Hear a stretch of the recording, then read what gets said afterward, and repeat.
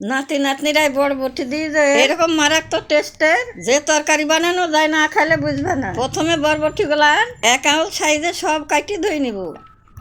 এবার শিলপাটায় ধইনি, জিরে, আদা, কাঁচা লঙ্কা, শুকনো লঙ্কা, অল্প একটু গোবিন্দভোগ চাল ভিজানো দিয়ে জল দিয়ে মিহি করে বাইটি তুলে নেব।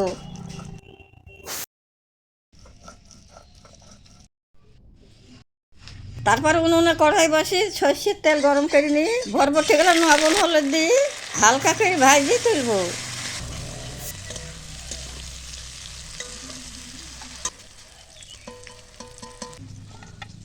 ওই তেলই ফোড়ন দিব, শুকনো লঙ্কা, সামান্য হিং। এবার বাটা মশলা, টমেটো কুচি, ফাটানি টক দই, স্বাদ মতো লবণ, হলুদ গুঁড়ো, কাশ্মীরি লঙ্কা গুঁড়ো আর সামান্য চিনি দিয়ে মশলাটাকে ভালো করে করবো। মশলা থেকে তেল ছেলে ভাজা বরবটি আর একটু পনির কুচানো দিয়ে নাড়ি চাড়ি মশলার সঙ্গে মিশিয়ে নিয়ে অল্প জল দিয়ে 5 মিনিট মতন রান্না করবো।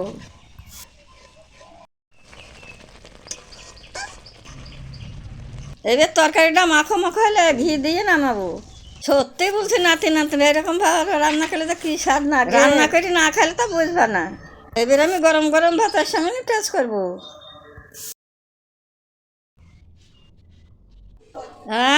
কি স্বাদ হয়েছে। সবাই ভালো থাকো, টাটা।